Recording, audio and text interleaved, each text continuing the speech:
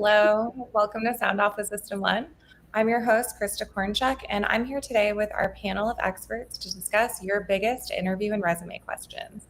That means if you're tuning in live, you can send us your most pressing job search related questions and we'll answer as many as we can. Before we get started, here are a few words about System One. System One is a leading provider of specialized, highly technical outsourced services and workforce solutions to critical infrastructure, technology, life sciences, and government sectors, putting more than 650 employees and 9,000 contractors to work in the United States, Canada, and the UK. As you're tuning in today, please join us in the comments. Our marketing team will be monitoring them. Let us know where you're joining from and what industry you work in. And as I said before, we encourage you to send us your most pressing job search related questions that have to do with resumes and interviews, as this week's episode is a live Q&A. Next, I'm going to have our panel of experts introduce themselves.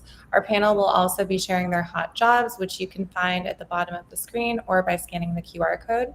And to view all other available jobs, visit jobs.system1.com. Melissa, we'll start with you. Hi, everyone. Happy Friday. I'm Melissa McNally. I'm an IT recruiter for Alta IT Services. And my hot job today is 2 site reliability engineers with active secret clearances for Langley Air Force Base in Hampton, Virginia. Various shifts are available. So if you're interested, click on the link below and I'd be glad to talk to you about it. Thanks. Hi, everyone. My name is Katherine. I'm a senior recruiter at Jolie, specializing in clinical research and healthcare recruitment. My hot job for today is a resident sales associate in Jersey City, New Jersey. They are looking for someone with a minimum of 3 years experience working in inside sales within medical device, pharma, or cosmetic experience. And again, it's in Jersey City, so it's 5 days a week on site. Well, happy Friday and good afternoon, everybody. Shawn, senior recruiter with Mountain Limited. A System One division. Mountain Limited is a pioneering telecommunication engineering firm which bridges communication gaps and strengthens our nation's critical infrastructure. Of course, my hot job this afternoon is a field operations manager covering the East region. This is a full-time permanent position with our company, Mountain Limited.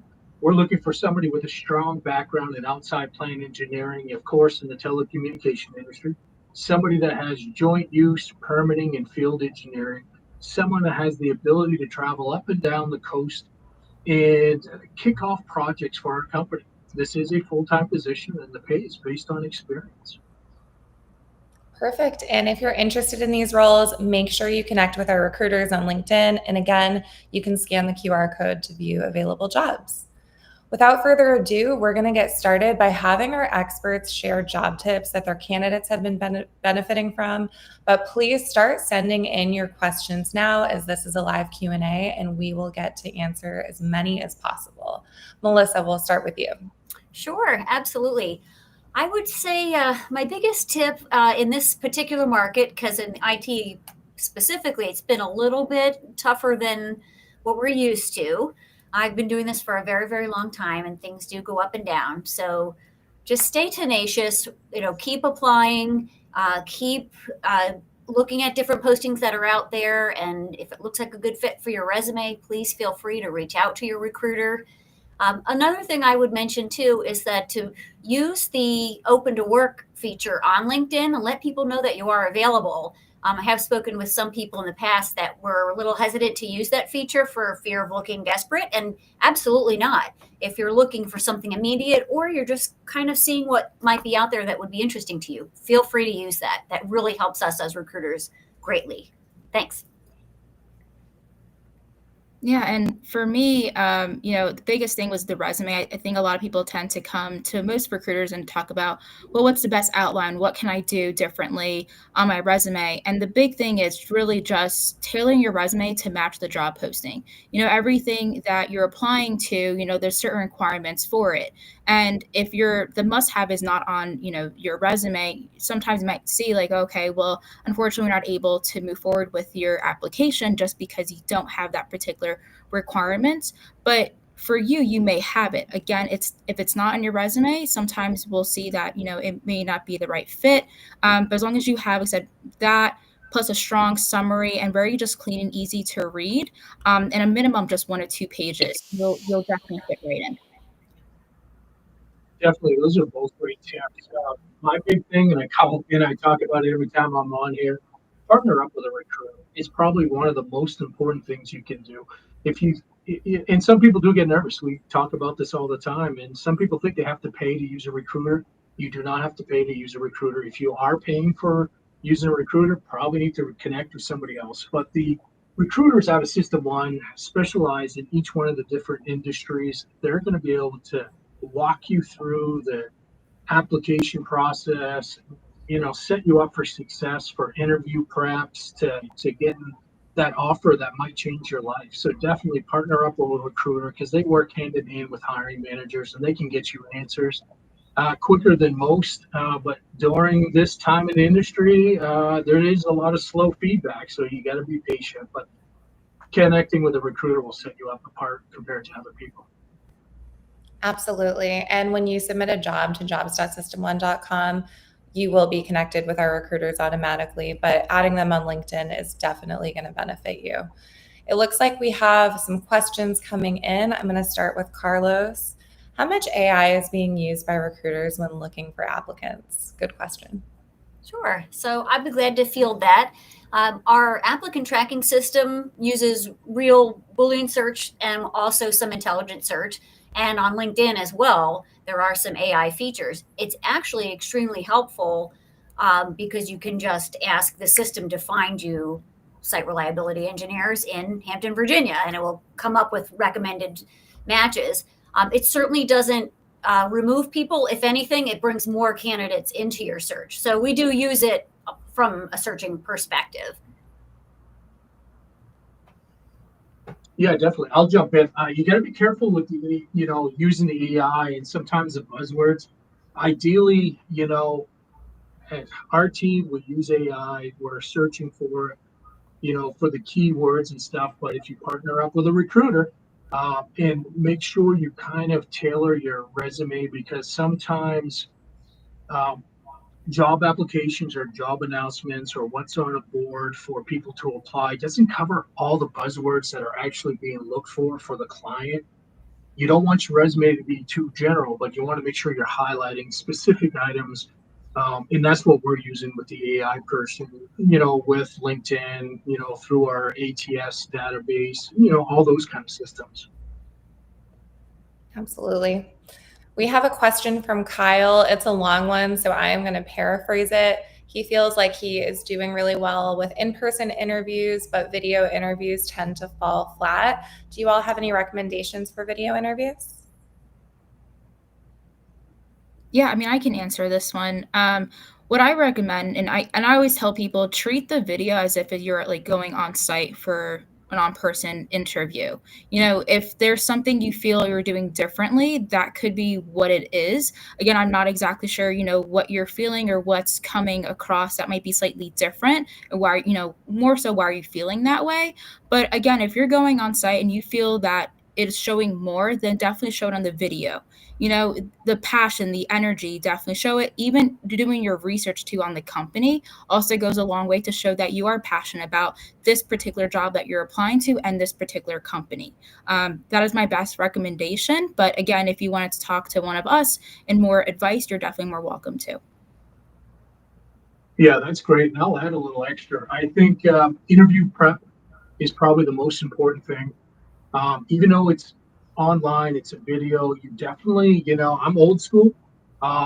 Whenever I'm preparing for something, I talk to a mirror. I see how my presentation is going to be. You can actually do that. Record yourself. I've recorded myself multiple times with my iPhone or, whatever smartphone you have and replay it. So that way you could see how you're acting.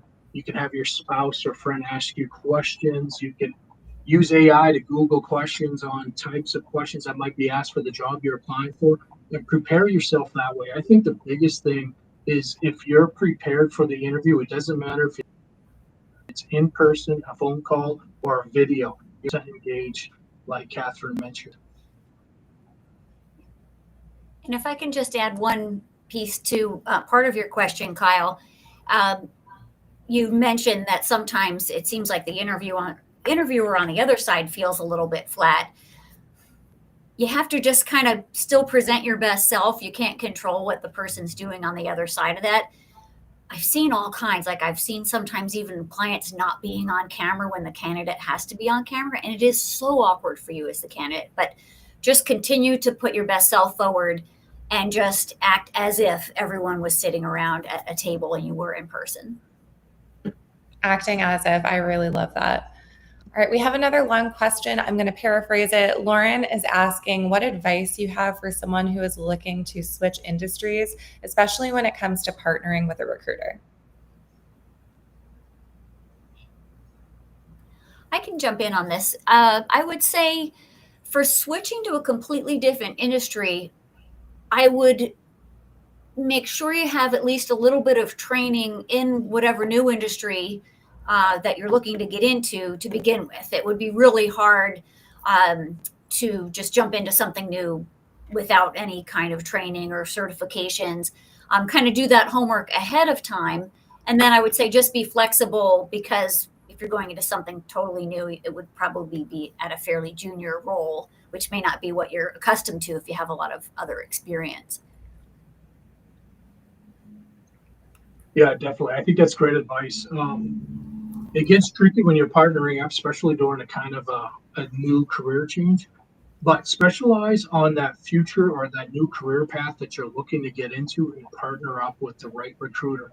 I have people that talk to me on a daily basis for positions that I don't recruit for, but they think I can help them. But the best I can do is kind of encourage them to partner up with a different recruiter within System One, or give them suggestions on how to fill or fix their resume or how to tailor it specifically. But it's really kind of, once again, networking and making sure you're tying yourself up with the right person. And a lot of times recruiters are going to make sure they kind of point you in the right direction, even if they're not specialized in that field. So that way you can partner up with the right person.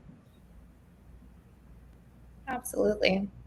And our next question comes from Alexander. He wants to know if candidates should use a resume optimization service or a specific resume template. Great question.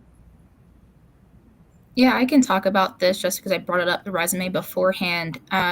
Again, it's just keeping it neat and clean. I think the best way to organize your resume overall is just having professional summary up top, your work experience, your education, your skills.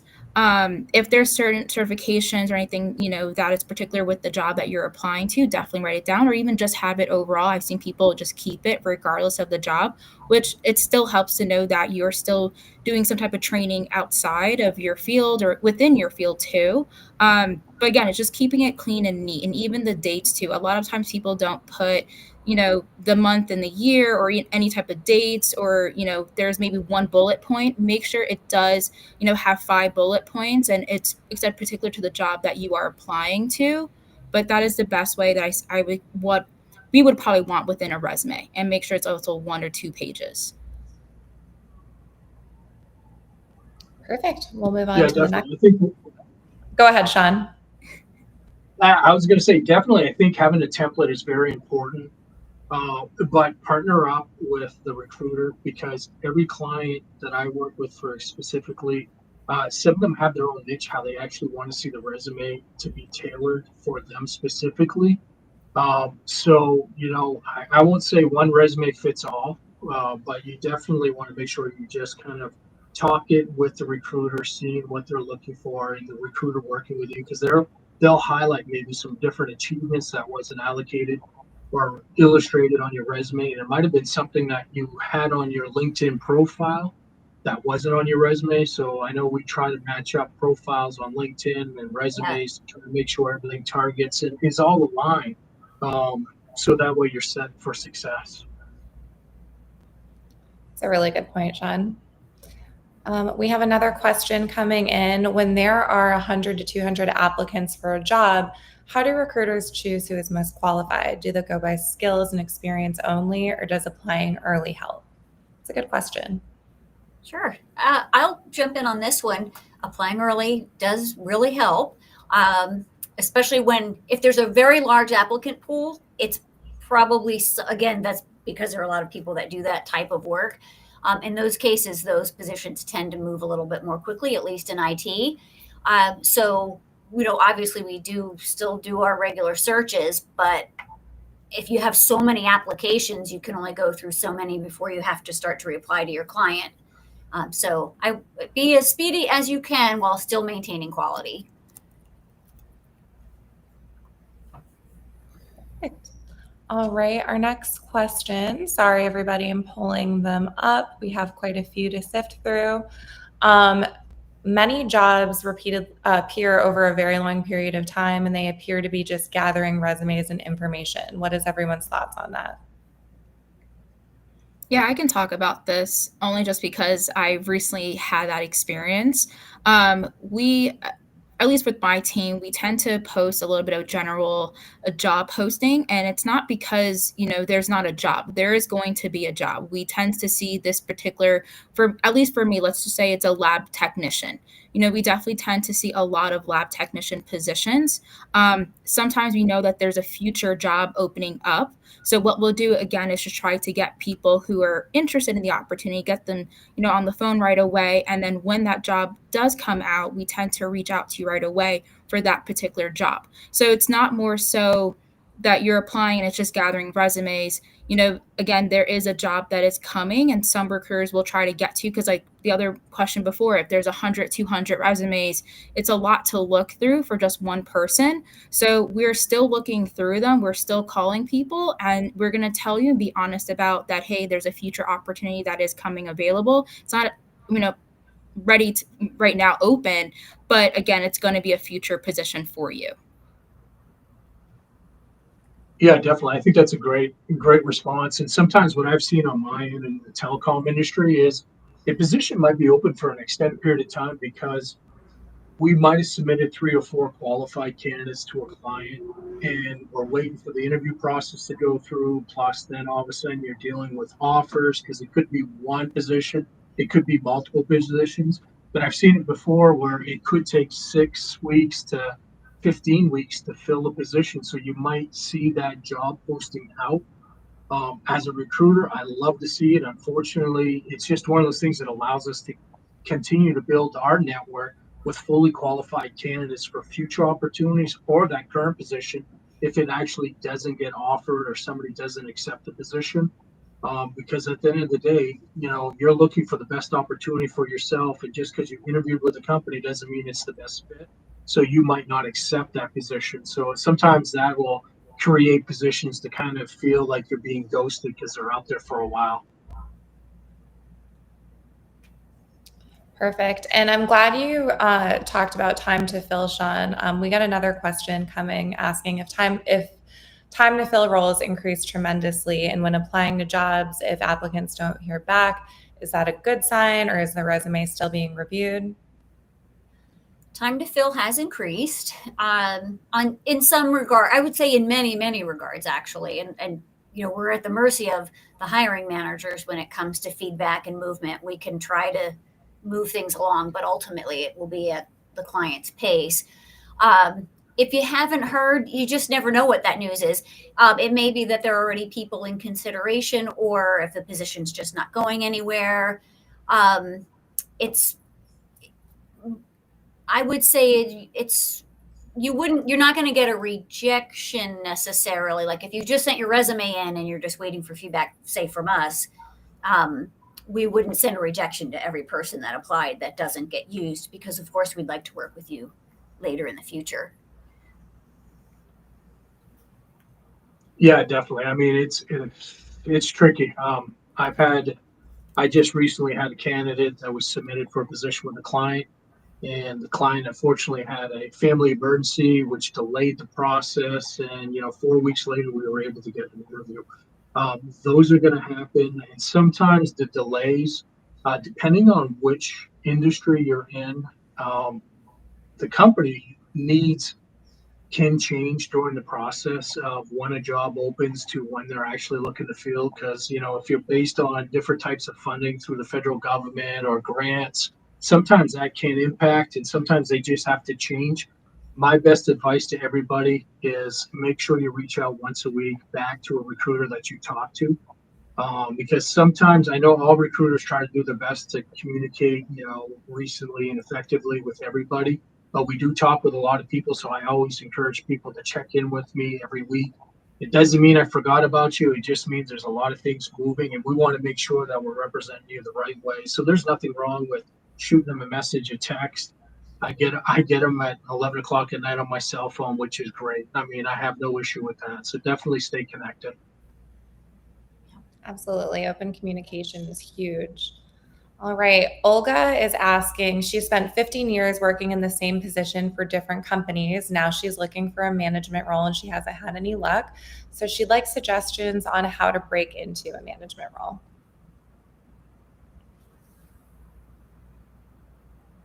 I'll start. I mean, that's a great question. One of the things I would definitely encourage you is to partner up with a recruiter, because you might be missing something out with the previous positions you had. Sometimes I see it very frequently where people are actually doing kind of like management, but they're not identifying that within the position they might have been working for the last 15 years, as an example for yourself.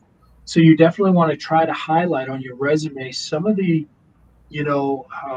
I guess objectives and things that you have completed kind of in a managerial role, or you were tasked to complete. You want to definitely highlight that. And then I would also encourage about doing some independent studies and doing some additional training that might set you apart from others.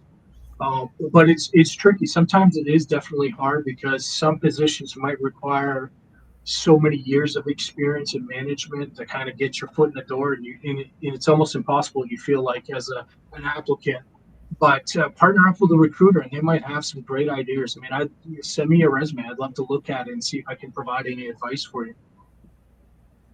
Yeah, I agree with you, Shawn. I think noting any relevant experience you do have, especially if you've been mentoring and leading other team members, and being flexible to maybe an interim type of role where you might still be hands-on, but doing, again, like a team lead or a supervisor, and not full into a management role where you're not hands-on anymore.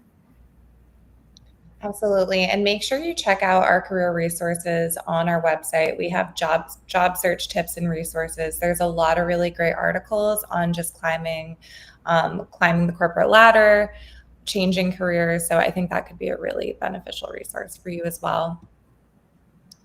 We have someone asking how to stand out on your LinkedIn profile to make applying more successful. Do testimonials help, or are they not noticed by recruiters? Great question. Yeah, I can answer this. I think it's more so making sure your LinkedIn profile is neat. It has all the listing of every experience that you have, even some couple bullet points, a summary, even also connections too. I like to see when, I can see someone who's really active on LinkedIn and is making connections and networking with different people.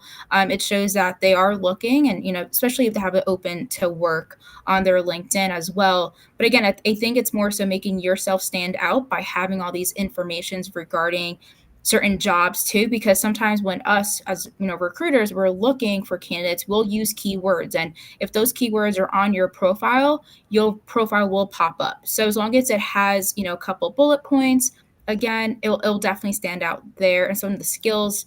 But again, just as much information as you can. Perfect. And Zach is asking, what is the best way in getting contact with someone that is the hiring manager of that position you applied for? For example, if I don't see a hiring team on the job posting for LinkedIn, I try to get the phone number or email for the support to get a hold of someone at that company. I can jump in on this one. Well, Zach, one thing I would say is if you are working with a recruiter, maintain your contact with the recruiter and don't reach out to people at your hiring company, because that's what we're here for, to run point for all the communications and coordinations with the customer. If you're not working with a recruiter, I'd still maintain contact only with, for instance, the HR department or whoever put out the posting in the first place. Just because you don't want to ruffle any feathers about trying too hard to go around the avenues that have posted the position that have been assigned to coordinate on that behalf. I know sometimes that seems frustrating and seems like it's a little bit of a gatekeeper, but it's it's done to be more efficient in the process and help the managers, especially in IT, focus on doing IT things, and then for us to support them. Yeah, definitely. Partner up with a recruiter, Zach, because I encourage a lot of people, especially after the interview process. A lot of our interviews that we do in our industry are via Teams. So when you're looking at Teams, you'll see who you're interviewing with. It'll have their email address, follow up with a thank you note, in time for your interview, things of that nature. But yeah, I try to keep it communicating, let your recruiter know what you're doing. But I always encourage people, if they have the information, definitely you want to send a little thank you note. That's a good way to kind of stay connected. Encourage you to connect with them on LinkedIn too. I wouldn't bug them every day as a hiring manager. Do that with your recruiter, but you definitely want to build your relationship with them in a positive way. Absolutely. Now, when it comes to that first interview, what is an HR professional or hiring manager or recruiter looking for? Because it's more than just HR professionals that are doing that first interview. What are they looking for in that first? I'll start with that. Go ahead, Shawn. I was going to say that first interview, I want, the way I look at it is I'm the HR person when I'm talking to somebody for that first interview on a position. I just want people to be honest, and I want to know what they're really looking for, and I try to think outside the box when you're looking at a new position. It's not just the job, it's what else are you looking for? Is your family looking for benefits? Are you looking for Monday through Friday? So there's a lot of things. So you want to be honest and upfront. You want to make sure that the recruiter or the HR person knows what your timeline is for when you can start a new position or if you can start yesterday. But keeping that kind of information, that flow going really sets you apart. I like just leaving it on the table, telling you what do you need, what are you looking for, what are your future goals, and kind of trying to tailor the right position for that candidate. Because just because you applied for one job, speaking with that person, they might know a better position that's out there for you. Yeah, absolutely. And, first and foremost on our initial calls, it's talking to people about their current situation and whether their skills are a match for the position that we're recruiting for. And if not, to Shawn's point, then, of course, we would love to work with you in another regard and something else in the future. Perfect. And this is a question I was waiting for. We always get it. What resume is considered good? So I think they want to know the length. How do you know a resume is too long? Yeah, I can answer this. My personal opinion, if you have less than 10 years of experience, it should really fit within 1 or 2 pages. I think let's say the last 5 years, because if you were with a company, let's say for 5 years, then maybe the last 3 jobs, you want to have a lot of bullet points. What you can do too is that you can put down previous experience and then put down, the title, the company name, the title, and the dates that you were there. You don't need to put as much bullet points because, again, if you have over 20 something years experience, you don't want to have 10 pages as a resume. That is a lot to look at. I've actually had someone send me 16 and I thought it was way too long. And, no one really wants to look all those pages because you want to look at what's most important, which is your most recent experience, but then also see overall your highlight of your background. So that's where also too that professional summary comes into play. So that professional summary is highlighting your whole experience, your resume. So if you have over 20 years experience, you put down, have over 20 years experience doing this, this, and this, listing out different skill sets, whatever it's relevant to the job itself. But personally, I think I can probably even say like 1 to 3 depending, but definitely no longer than 5. That, again, that's if you have over 20 years of experience. Yeah, for IT, similar. We can go a little bit longer because sometimes you want to see a lot of technical skills. I would say for a summary, 1/4 to 1/3 of a page, your technical skills, about 1/4 to 1/3 of the page. And then for each job description, no more than probably 1/2 to 2/3 of a page of that. Sometimes we see, even for someone with 7 or 8 years of experience, like many, many pages of the same things you did in the same job. No one has done that much in one particular job. So really try to trim that down. Definitely less than 1 page per job, even less than 2/3 of a page per job in IT.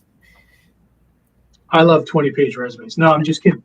You want to make sure that the resume is really tailored for the position you're recruiting for. I think every industry is going to look for more information or less information. So it really depends on what industry you're focusing in. If there's a lot of skill sets like programs or things like that that you need to have. But ideally, if your resume kind of fills out exactly what the job description is, I would say typically 2 to 3 pages is kind of safe. You definitely want to highlight your responsibilities, accomplishments, keep it brief, keep it short, but keep it enough so that way, as a recruiter or hiring manager, we're intrigued to have that discussion with you. You kind of want to give them quite a bit of information, but not all the information, so that way they want to have that discussion with you. But if you partner up with a recruiter, they'll know exactly what that specific hiring manager is looking for on a resume. Perfect. And we had someone write in asking about, okay, if they have 20 years of experience, the same rule applies, correct? If it's relevant to the role, 2 to 3 pages should suffice with that summary. Yes. Yeah.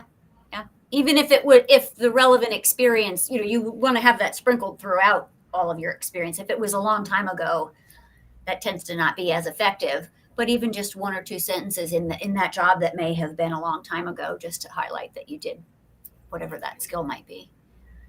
Fantastic. And this is our last question. I think this is a great note to leave it on. When looking for a recruiter to work with, what are some signs we should look out for to discern if they are actually here to support us? Great question. I don't know how to answer that as a recruiter. I think you want to work with somebody that wants to have fun, but that's serious.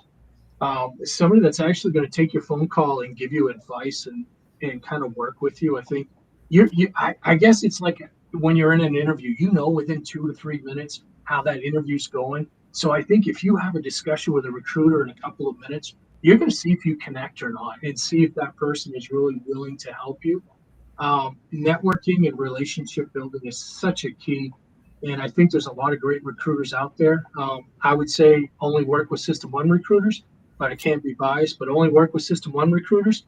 But I think you're going to find that person that kind of has your niche. They might have something, a recruiter, if you're looking at them and trying to decide which one you want to work with, maybe they did something in their past. I get a lot of folks, since I'm a retired military person, that they'll reach out to me and say, hey, I saw you were in the military. I definitely want to connect with you. So there might be something in a recruiter's history that has that connection, maybe a college. You guys both went to college together, you're alumni, things of that nature. But I think really it's that first conversation you might have with that individual is really going to tell you if you have a warm fuzzy or not. Yeah, I think it comes down to rapport, professionalism and rapport.